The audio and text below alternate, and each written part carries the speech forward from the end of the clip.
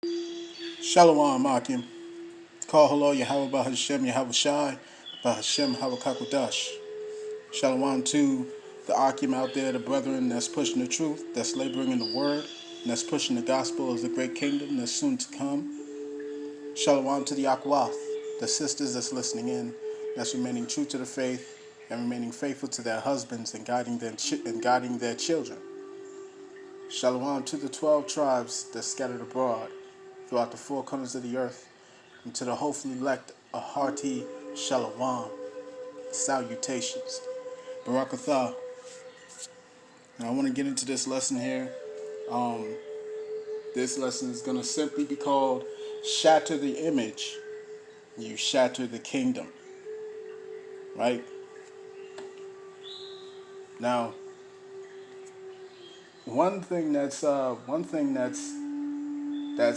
prominent with every kingdom throughout history is that they always leave a mark,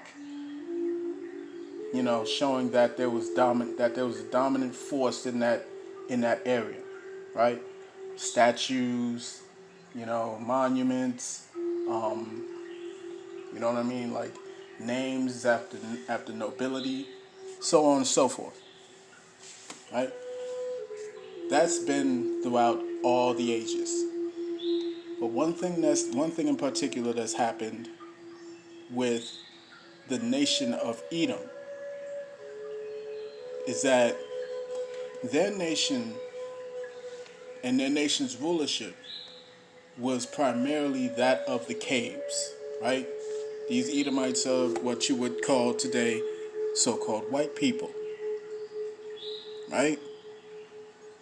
So their form of dominance was the caves, and if you can look at their region now, their former region is known as Petra. In biblical times, it was Mount Seir. It was known as Mount Seir. Today, there are many people that can go there on vacation or whatever to see the site that's called Petra. That was the ancient dwelling place of Esau, Edom, the nation of Edom, who we call today so-called Caucasians or white people, right? Which they prescribed to themselves back in 1681. They coined the phrase white, and they put a stamp on themselves as they're being white, and the opposite is black, and so on and so forth. But what we're seeing right now with all these statues that's being taken down, the statues of Columbus being taken down and beheaded, and statues of former Confederate generals and such. Let me see. Oh, and there's a statue that's like right now. There's talks of there being a statue that's about to be taken down. You know what I'm saying? With what was it? It's Theodore Roosevelt. Theodore Roosevelt. I think I'm gonna look that up because what we're having right now is the governor of New York. The governor of New York and a museum in New York is trying to take that statue down where President Theodore Roosevelt is seen on a horse, while you have to his left, I believe it was a chief of the Gadites, the tribe of Gad, the so-called Native Americans, and to his right he had so-called Negro, right? So let me see. You know what? I think I'm gonna get that real quick. So let me look that up. Hang on. Right? So this is from NPR. This is from NPR News. It says Theodore Roosevelt statue to be removed from New York Museum entrance. It says New York Mayor Bill de Blasio says he supports the calls by the American Museum of Natural History to remove a problematic statue of Theodore Roosevelt that many say is a symbol of oppression and racial discrimination. The statue, officially named Equestrian, Equestrian, yeah, Equestrian, Salakia, Salakia. It's hard for me to pronounce that. The Equestrian statue of Theodore Roosevelt was unveiled 80 years ago and sits at the entrance of the museum. The museum and the mayor cite the statue's composition as the main concern rather than Roosevelt's legacy. It depicts the former New York governor and the 26th United States president on horseback with an unnamed Native American and a man of African descent on foot on either side of the horse. The American Museum of Natural History has asked to remove the Theodore Roosevelt statue because it explicitly depicts black and indigenous people as subjugated and racially inferior, de Blasio said in a written statement obtained by NPR. Quote, "The city supports the museum's request. It is the right decision and the right time to remove this problematic statue," unquote. Now, I want y'all to understand this. Never before in history has anyone ever said anything about this. You know what I'm saying? No one has ever mentioned this. Why now? You know? This is prophecy. This here is prophecy taking place before your eyes. And I'm about to get into some of these prophecies real soon. Well, it says the current president of the United States disagreed with the decision. President Trump tweeted after midnight Monday, saying, quote, "Ridiculous, don't do it," unquote, in response to a Washington Times article on the issue. Now, if you guys can see the statue, this is the infamous statue. Look at that. That's crazy. That's crazy. So it's time to get some scriptures, man. It's time to get some scriptures. Time to get some scriptures. I'm not even going to get the opening scripture. Not yet. Let me grab, I believe it's Proverbs.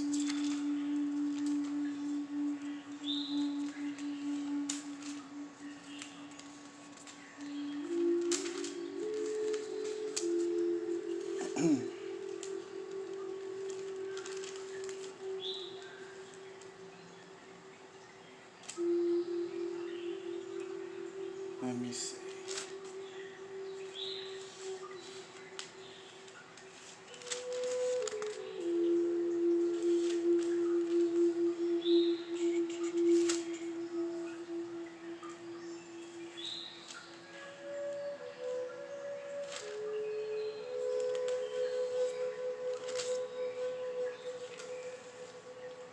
Salakia. Trying to find this.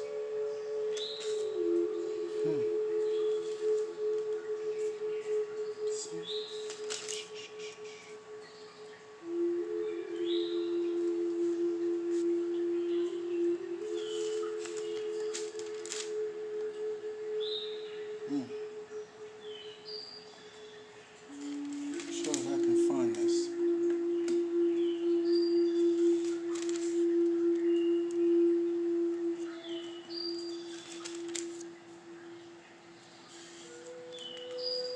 Maybe it was in.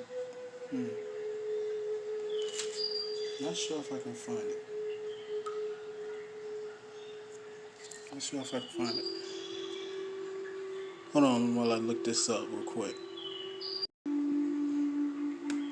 Let's see.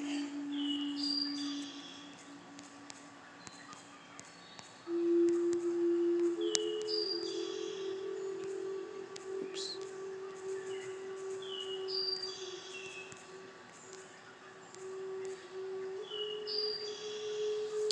Salaki.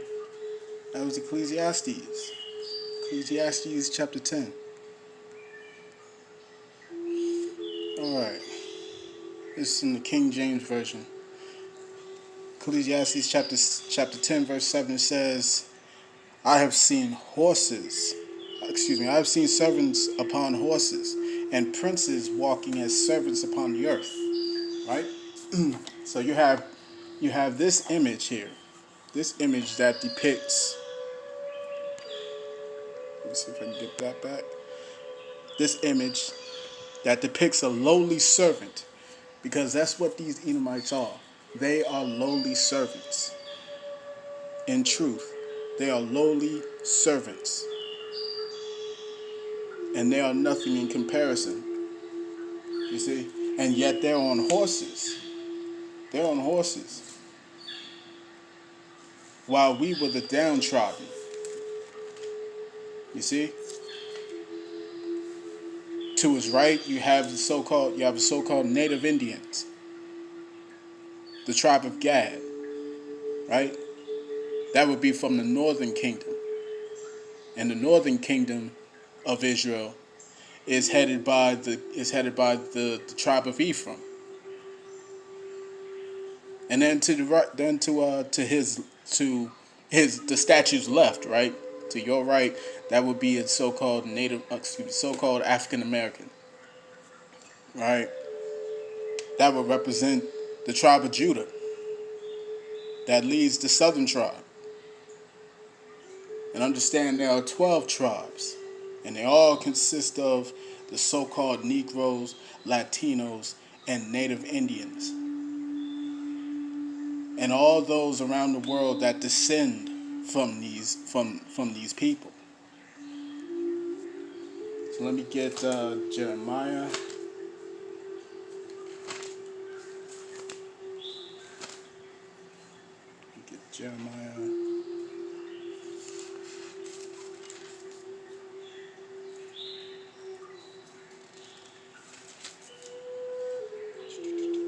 This is Jeremiah chapter 50, verse 33. It says, Thus saith Yahawah, Sabaoth, the children of Israel and the children of Judah were oppressed together, and all that took them captives, slaves, held them fast. They refused to let them go. So for all these years, it said what, 80 years? 80 years this thing has been up. 80 years this statue has been standing tall. And nobody said a thing about it for 80 years. Yet now it's time for this thing to come down.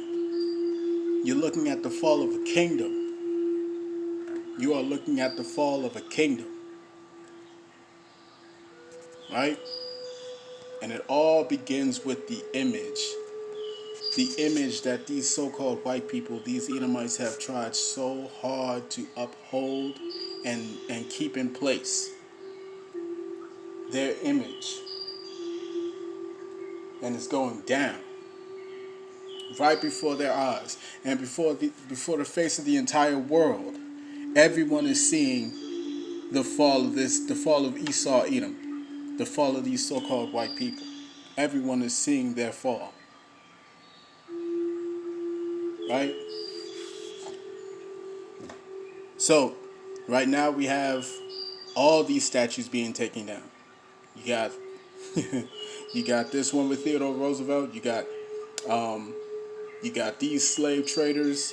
You've got, like, even in London, you know what I'm saying? You got these slave traders, statues of Confederate generals, names of Confederate generals being taken off of army bases. Confederate flags being taken off of NASCAR. You know what I'm saying? You're seeing the fall of Esau's kingdom. You're seeing it right before your eyes. So what does that lead you to? That leads you to their greatest image. The greatest image that's being taken down. You know what I'm saying? Because everybody's talking about everything, you know, like when it comes to even with with like what Beethoven. That's the newest thing in these trends. You know what I'm saying? My nephew just came, knocked on my door, and he was like, "Hey, did you know that Beethoven is black?"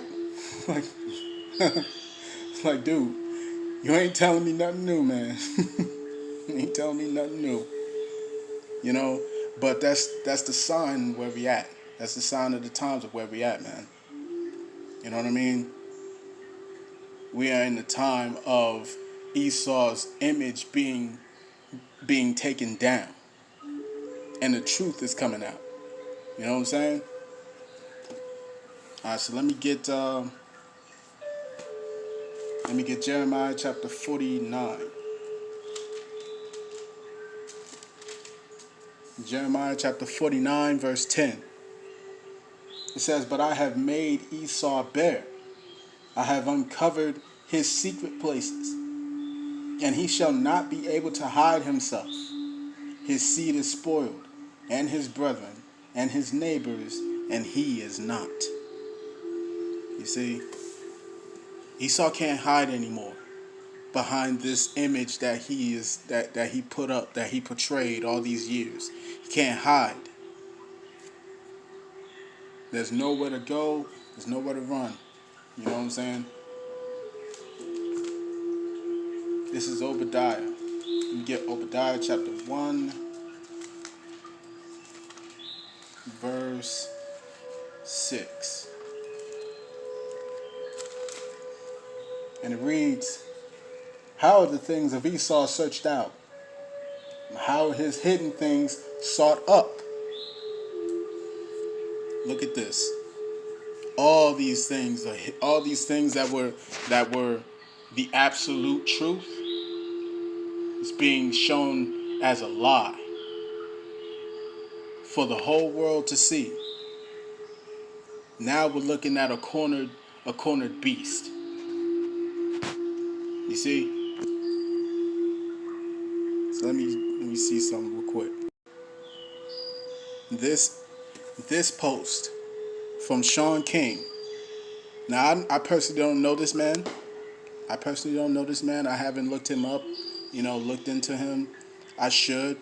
I may do that later on. But apparently, from what I'm looking at down here, he has a lot of following. If you got 6,125 likes, you know what I'm saying? This guy's got quite a few following, and he had something to say. He says, "Yes, I think the statues of the white European they claim is Jesus should also come down. They are they are a form of white supremacy. Always have been. Always have been. In the Bible, when the family of Jesus wanted to hide and blend in, guess where they went? Egypt, not Denmark. Take them down." You see, now that's hitting it. That's hitting it real close. That's hitting it real close. Real close. And that's hurting a lot of people. That's going to hurt a lot of people. You know what I'm saying? Not my white Jesus. Not my sweet Jesus. You know what I'm saying? So, we're seeing lies being shattered. We're seeing strongholds being broken down. And you know that this man, Sean King, has been seeing the truth from the Israelites that's been teaching on these street corners, on these videos. You know he's come across the truth in one shape, form, or another. He didn't just open up this book and read it for himself to find the truth in Revelations chapter 1, verse 14 and 15. He didn't just open up the book to look at John chapter 7 verse what 30 verse 32. He didn't open up the book on his own to find the truth in the book of Daniel. Let's go there real quick.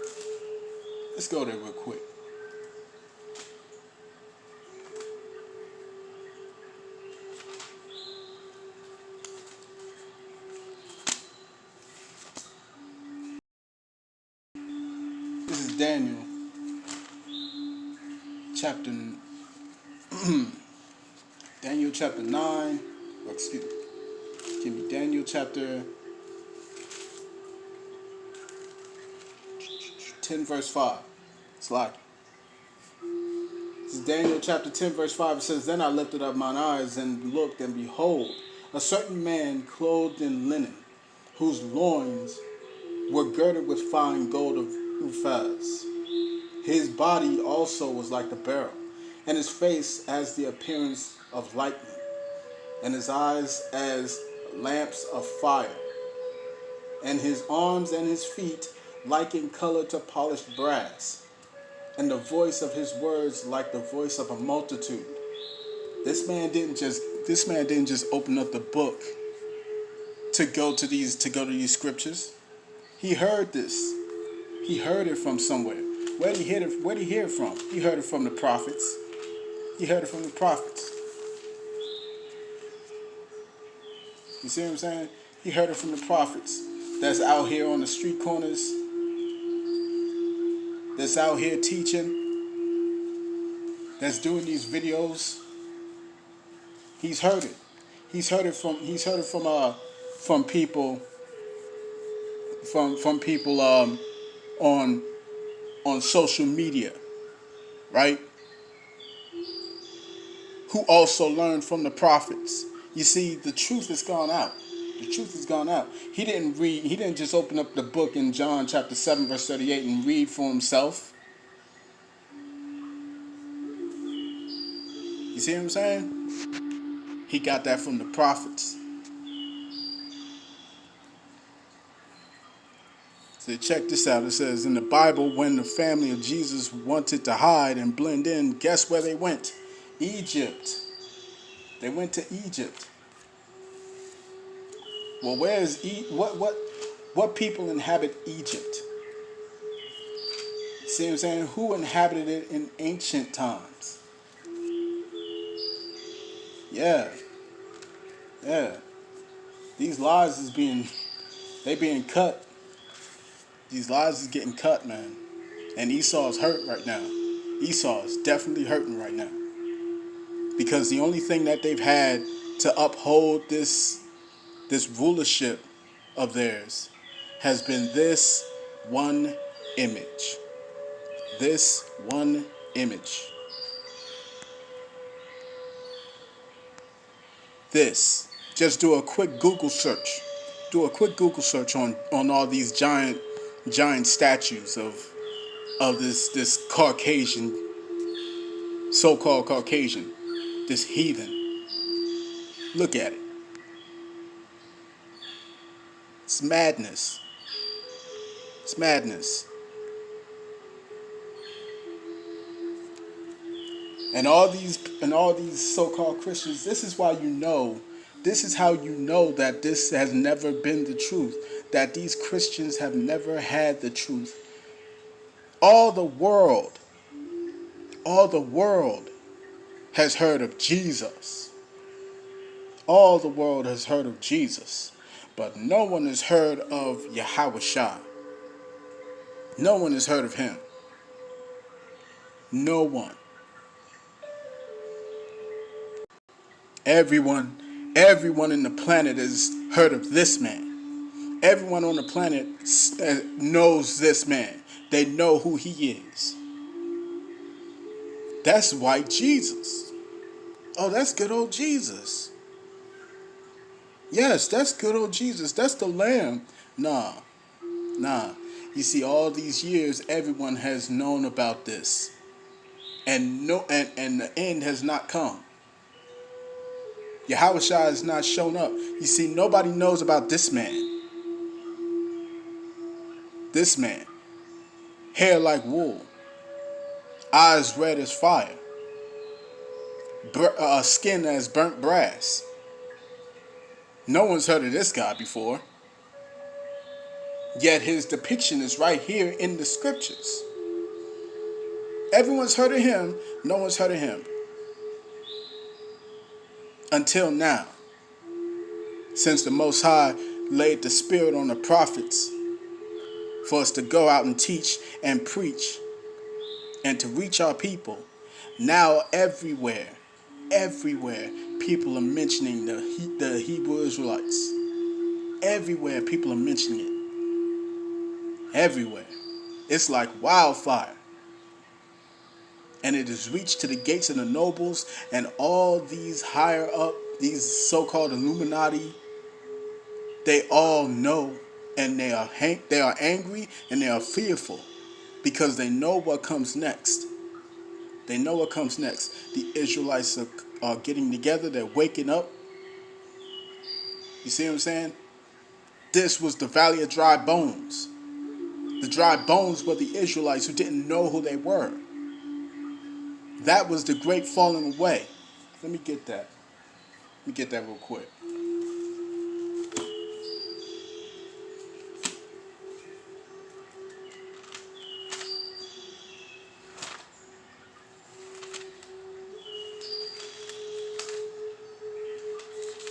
I believe it's in Matthew. Let me grab Matthew real quick.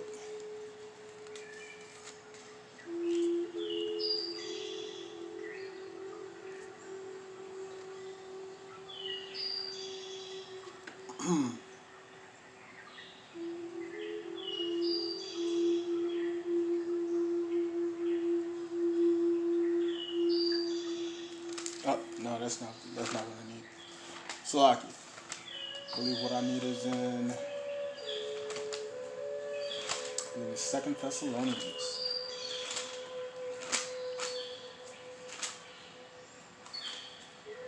2 Thessalonians.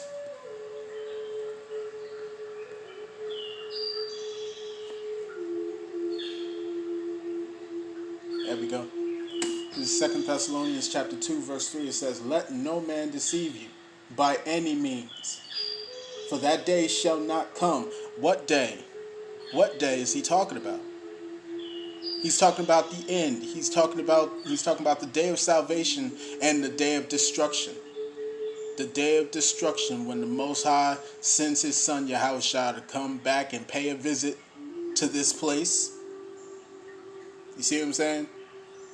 It says this, "For that day shall not come, except there come a falling away first, and that man of sin be revealed, the son of perdition." You see, there had to come a falling away. What was that falling away?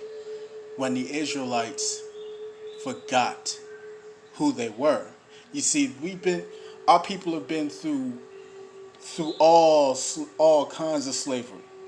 We've been through all the slaveries before.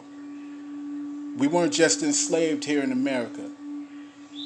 You see what I'm saying? We weren't just enslaved here in America. So-called Latinos and natives, they weren't just enslaved here in America.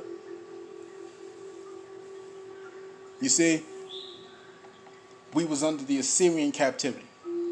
We was under the Babylonian captivity. We was under the Persian captivity. We was under the Assyrian captivity. Yeah, I said Assyrian. So the Roman captivity, right? The Greek captivity. We've been under all these captivities before. All of them. So this was nothing new. We was under the Muslim rulership when they took us into captivity. And we was under these crackers. You see what I'm saying? We was enslaved in Egypt. It's been throughout our history. It's been all throughout our history. But this one here, under America, under so-called America, this place that the Bible calls Mystery Babylon, this has been the worst captivity ever for the Israelites. Why? Why is it the worst? Because here, in the land of our captivity, in this final captivity, we forgot who we are. That's the falling away.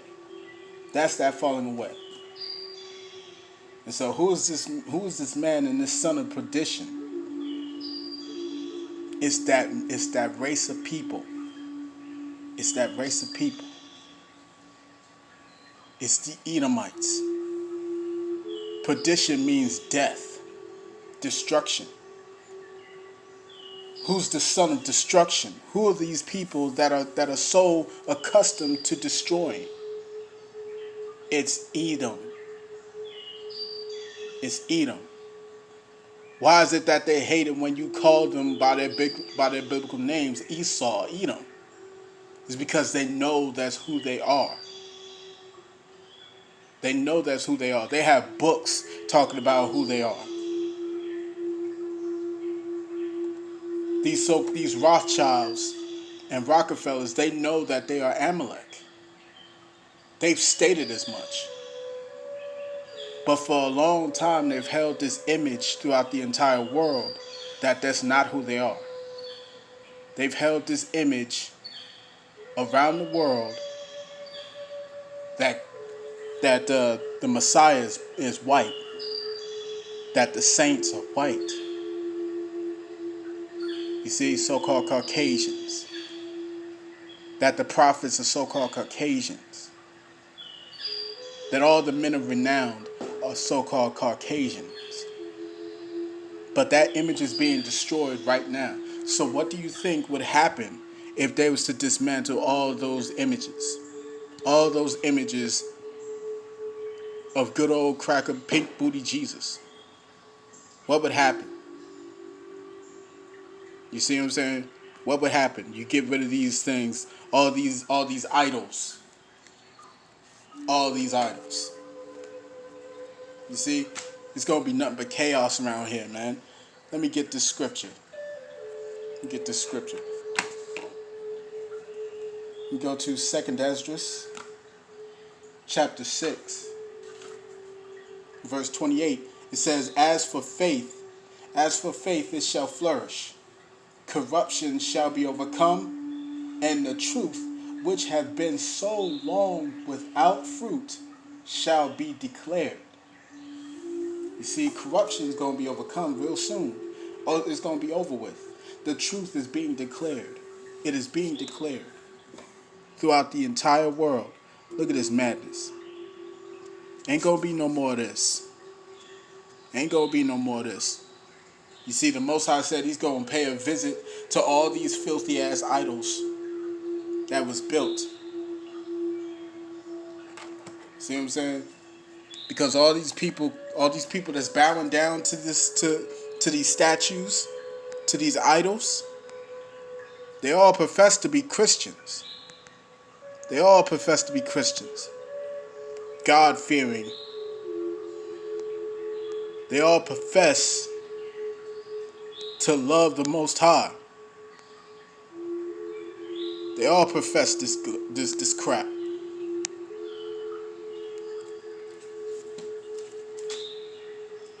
Let me get this real quick. It's the book of Psalms, chapter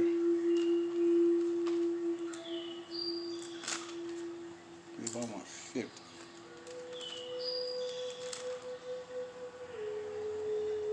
This is Psalms chapter 50, verse 16. Psalms chapter 50, verse 16. And slack you for the noise if you're hearing some crackling because they're shooting out fireworks outside. Stupid. This is Psalms chapter 50, verse 16. It says, But unto the wicked, Yahawah saith, What hast thou to do to declare my statutes, or that thou shouldest take my covenant in thy mouth? Seeing thou hatest instruction, and casteth my words behind thee. And what's his words? What are his words? What's his instructions? The law. The law. Very simple. Very simple. All you gotta do is just come right here to the law that all these so-called Christians love to say is done away with. All right. Let's go to the book of Exodus chapter 20.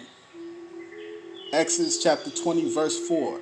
This is the second commandment. This is the second freaking commandment, dude.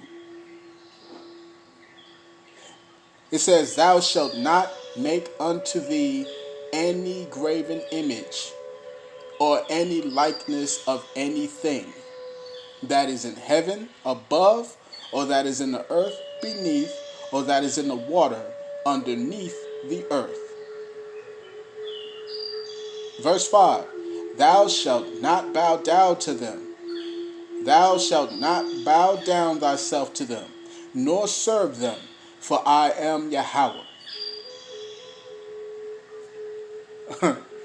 For I, Yahawah, thy power, am a jealous God, visiting the iniquity of the fathers upon the children, unto the third and fourth generation of them that hate me. For I, Yahawah, thy power.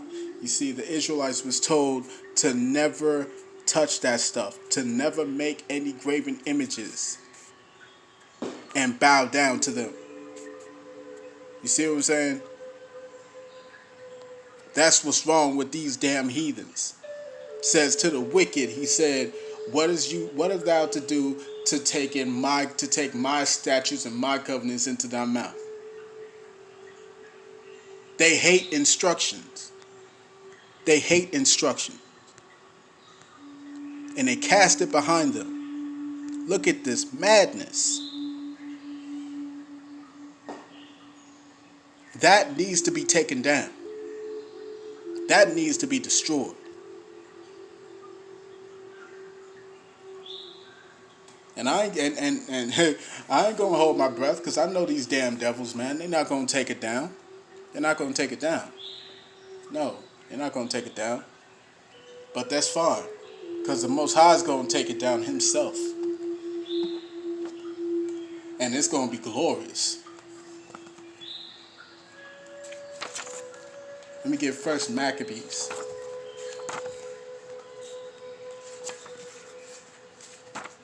This is First Maccabees chapter 3, verse 46. It says, wherefore the Israelites assembled themselves together and came to Mespha over against Slakia, and came to Mespha over against Jerusalem, for in Mespha was the place where they prayed aforetime in Israel. Then they fasted that day and put on sackcloth and cast ashes upon their heads and rent their clothes and laid open the book of the law, this very book I'm reading from right now, and laid open the book of the law, wherein the heathen had sought to paint the likeness of their images. Of their images. And what is that known as? Iconoclasm. Let me show y'all something real quick.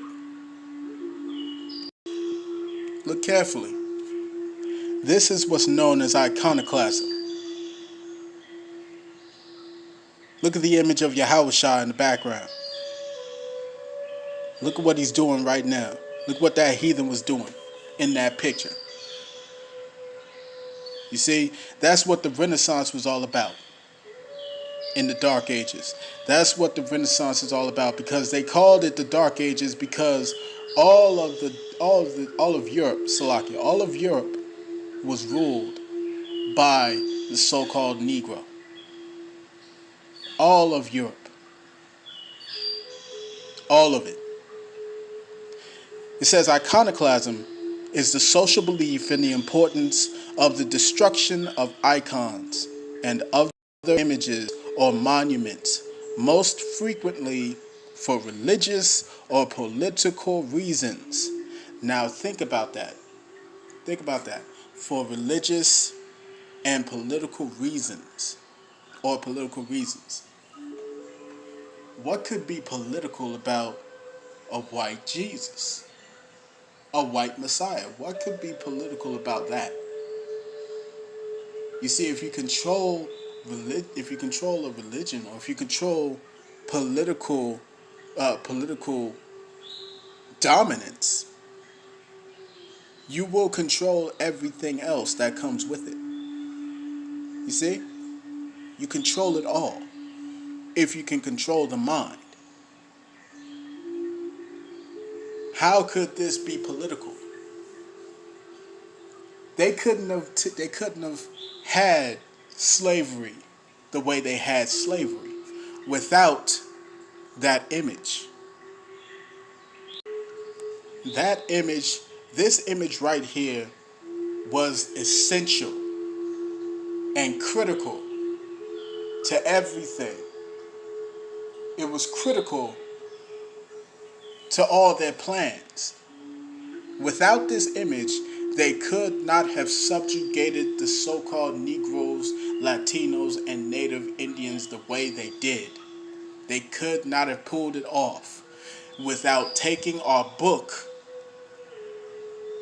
They could not have pulled it off without taking our book, gutting it to pieces, and giving the very few of us who they allowed to read what's known as the slave Bible. You see what I'm saying? You see what I'm saying?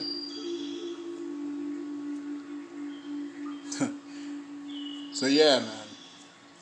Yeah, this thing's got to go down. This thing's got to go down. So let me get a couple more scriptures and I'm gonna bounce up out of here. Let me get the Wisdom of Solomon. Wisdom of Solomon.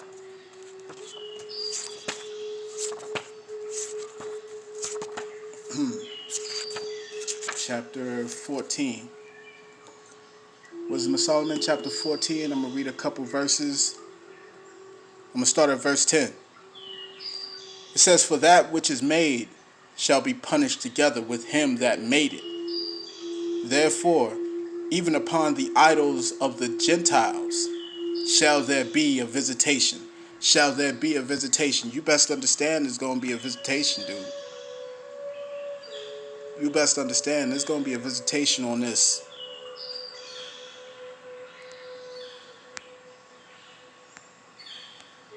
Look at that, got fireworks. This is madness. This is madness. Look at this crap. There's going to be a visitation. When them chariots show up, when them so-called UFOs show up and start beaming at this thing and blasting it from where it is, oh yeah, you're going to see a visitation, all right. It says, "Therefore, even upon the idols of the Gentiles shall there be a visitation. Because in the creature of Yahawah there are become an abomination, and stumbling blocks to the souls of men, and a snare to the feet of the unwise. With this image they was able to subjugate the entire world." With this image they was able to control the Israelites, and therefore gaining control of the entire world. That's how powerful an image can be. Which is why when every time when you tell these so-called white people, when you tell them what the true depiction of Yahushua is and what his name is, they'll say, "Well, color doesn't matter." Oh, but it does. Because you wouldn't be this uncomfortable. You know, it almost makes me want to direct a movie called The Passion of Yahushua. You know what I'm saying? You know how you got The Passion of the Christ? Yeah, I'd like to make a movie called The Passion of Yahushua and watch how many people will watch how many death threats I get. Watch how many death threats. Watch how much it will be demonized in the media and all this stuff from all these people who say that color doesn't matter, that I don't see color, that I'd worship him if he was black, white, green, yellow, so on and so forth. You know what I'm saying? This is how much this is how important an image is. And that's exactly why they erased all those images. All these images. All of them images.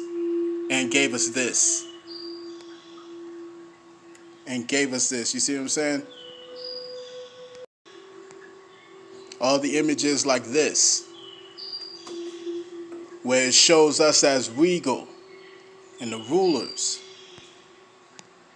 Images like this, coat of arms, how we ruled Europe. You see, they didn't want this. You see, this is how important, this is how powerful an image actually is. You see what I'm saying? All these coats of arms. You don't have a coat of arms for a slave class of people. No, you have coat of arms for a regal royal class of people. You see what I'm saying?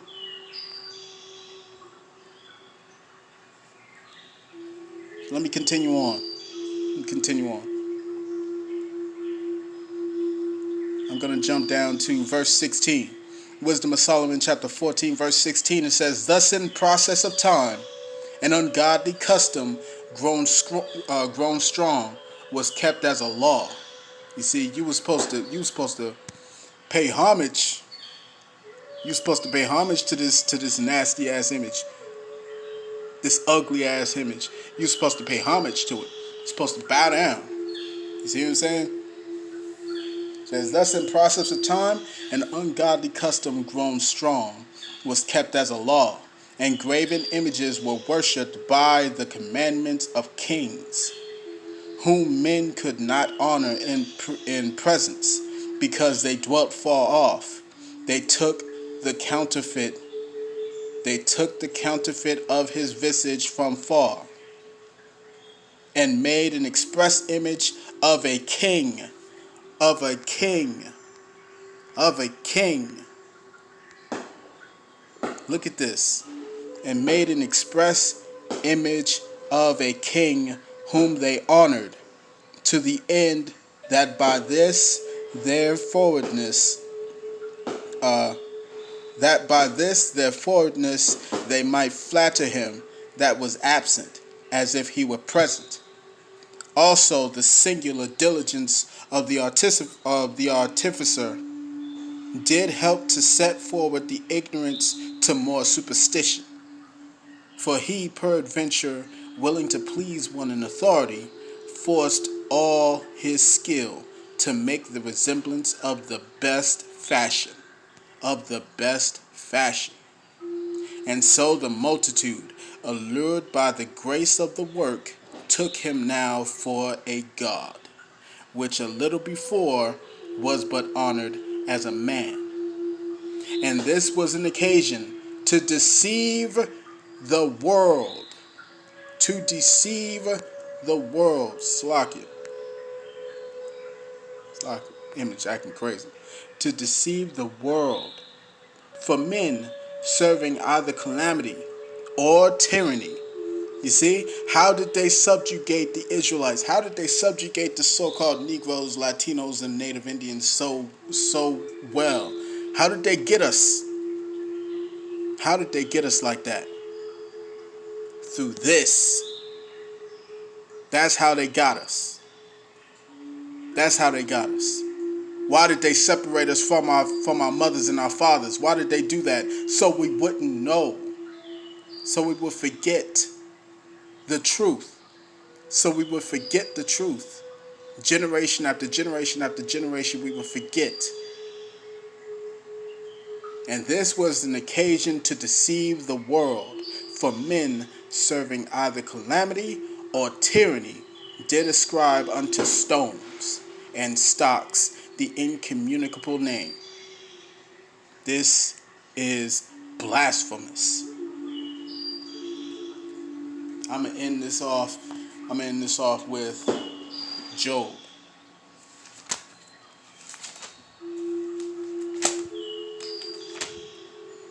I can't wait for all of it to go down. Because right now we're seeing the fall of Esau, Edom's kingdom. So this is 9 verse 24. It says, the earth is given unto the hand of the wicked. He covereth the faces of the judges thereof. And you see what they did. They covered the faces of the judges. They covered the faces of the Most High. They covered the faces of Yahawah. They covered the faces of the angels. They covered the faces of the Israelites, the nobles, the regal class. And through this witchcraft of theirs, through their imagery, they subjugated us. And they brought us mighty low. To the point where the servants were on horses. And the princes were on foot as servants. As you saw earlier with that image of Theodore Roosevelt, which is about to be taken down. Call hello, Yahawah Hashem Yahawah. That's right. Call hello, Yahawah Hashem Yahawah. Barakatah Yahawah, Barakatah Yahawah. It's gonna be taken down, man. It's gonna be taken down real soon. Thank you. The water, Yahawah, for your word, man. Because this thing, prophecy is kicking off. Prophecy is kicking off. And I can't wait to see this. I can't wait for it all to be finished. Oh, hello, Yahawah, Hashem, Yahawah, Hashem, Hawakakwadash. Shalom to the brothers out there that's pushing the truth, that's laboring in the word, that's pushing the gospel of the great kingdom that's soon to come. Shalom to the sisters out there that's listening in, that's remaining true to the faith, remaining faithful to their husbands and guiding their children. Shalom to the 12 tribes that are scattered abroad throughout the four corners of the earth. Peace and blessings to you. Barakatah. Shalom.